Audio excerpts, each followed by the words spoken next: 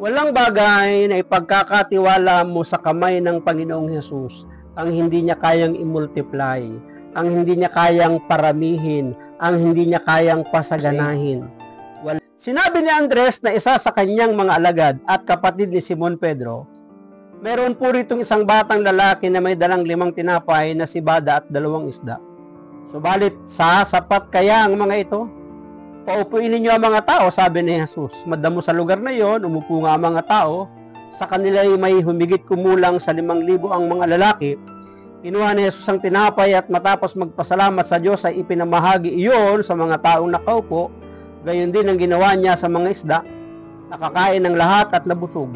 Nang makakain na ang mga tao, sinabi ni Jesus sa mga alagad, ipunin ninyo ang lumabis ng di masayang. Ganun nga ang ginawa nila at nakapuno sila ng 12 kaing mula sa 5 tinapay na isda. Sa atin pong pagbasa, ang available lang na pagkain na nakita ni Andres ay ilang pirasong tinapay at ilang pirasong isda lamang. 2 isda at saka 5 tinapay. Gaano karami ang tao? Higit 5,000. Diba?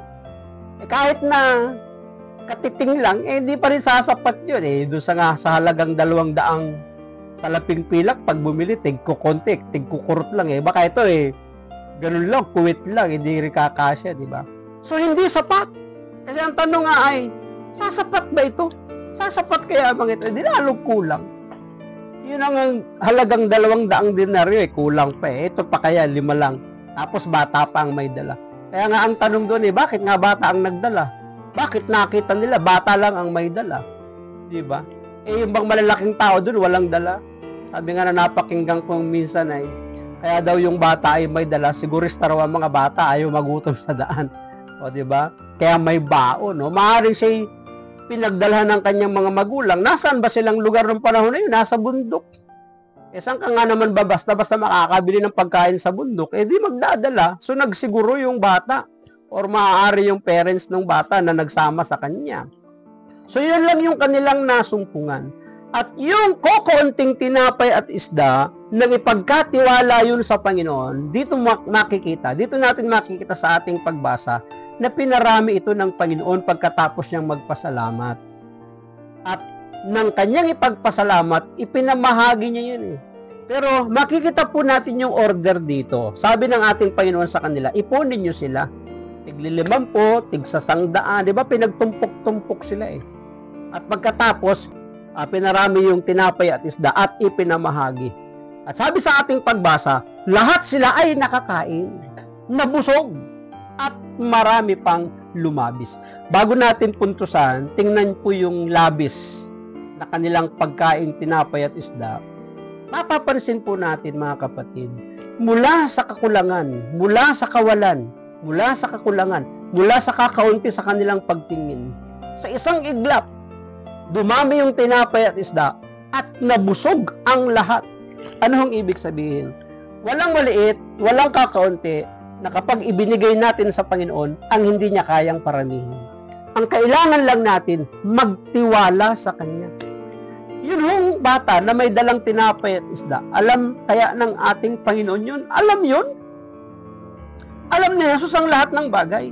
Maaaring nakita na ni Jesus yung batang yun na mayroong dalang tinapay at isda Kasi sabi sa ating binasa, alam na ni Jesus ang kanyang gagawin nang siya'y magtanong sa kanyang alagad.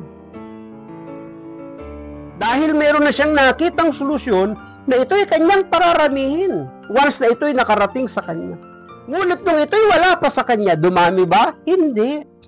Nananatiling 5 at 2 pa din yun kasi wala pa sa kamay ng ating Panginoon. Ngunit nang mapa sa kamay na ng ating Panginoon doon sa pangangailangan ng napakaraming tao, higit sa sapat yung kanyang ginawa. So anong ibig sabihin? Walang bagay na ipagkakatiwala mo sa kamay ng Panginoong Hesus ang hindi niya kayang i-multiply, ang hindi niya kayang paramihin, ang hindi niya kayang pasaganahin. Walang bagay na hindi magagawa ang ating Panginoon basta't inilagak natin sa kanyang kamay. So yun yung wisdom sa atin pong pag-uusap. Ang anumang bagay na iyong pinagkakakitaan, tindahan, maliit na sari-sari store, banana queue, kamote queue, titinda ka ng nilagang mani, nilagang mais, nilagang kamote, Sa pamamagitan niyan, pwede kang pasaganahin ng Panginoon kung ilalagak mo sa kanyang kamay ang iyong pagtitindahan, ang iyong pagninegosyo, ang pag-aalaga mo ng mga hayupan. Bakit? Wala tayong magagawa kung tayo hiwalay sa ating Panginoon. Thank you, God, for everything.